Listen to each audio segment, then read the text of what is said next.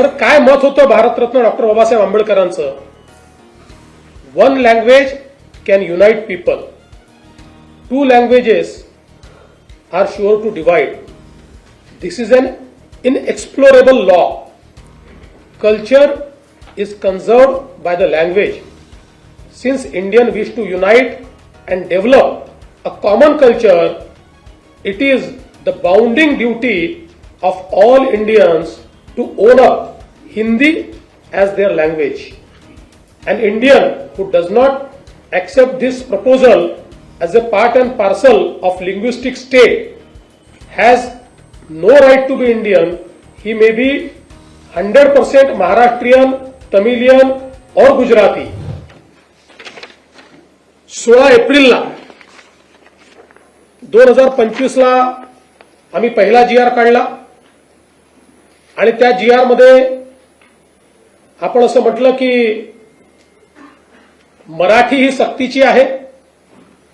दुसरी भाषा आपण इंग्रजी म्हटली, तिसरी भाषा आपण हिंदी म्हटली.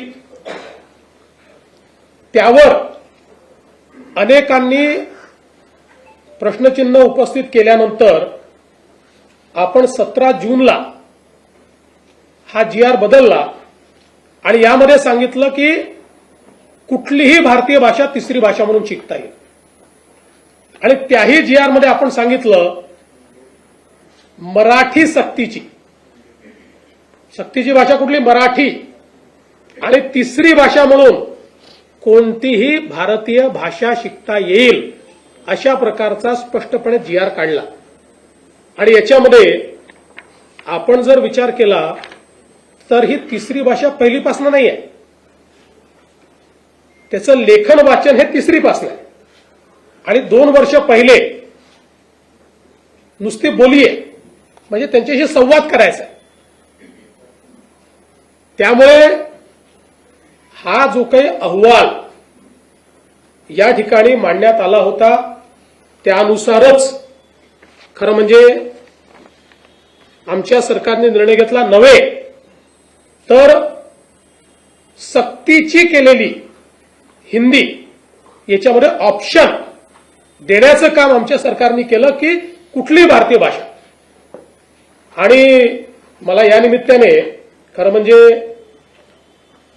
भारतरत्न डॉक्टर बाबासाहेब आंबेडकर यांनी जे भाषण केलेलं आहे त्यातले हे का महत्वाचं आहे तर काय मत होतं भारतरत्न डॉक्टर बाबासाहेब आंबेडकरांचं? One language can unite people, two languages are sure to divide. This is an inexplorable law. Culture is conserved by the language.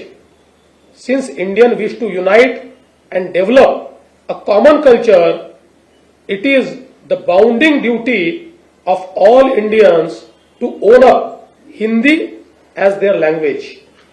An Indian who does not accept this proposal as a part and parcel of linguistic state has no right to be Indian. He may be 100% Maharashtrian, Tamilian और गुजराती. पुढे त्यांनी असं म्हटलेलं आहे की आपली मातृभाषा ही शिकलीच पाहिजे पण त्यासोबत हिंदी देखील शिकली पाहिजे. हे भारतरत्न डॉक्टर बाबासाहेब आंबेडकरांचं दिलेलं भाषण आहे. तथापि आज ज्या प्रकारे नेहमीच्या पद्धतीनं आपणच निर्णय घ्यायचे. बरं, या मंत्रिमंडळामध्ये त्यावेळेची संपूर्ण शिवसेना होती. उद्धवजी त्याचे प्रमुख होते. शरद पवार साहेबांची पार्टी पूर्णपणे त्या ठिकाणी होती आणि काँग्रेस पार्टी पण होती.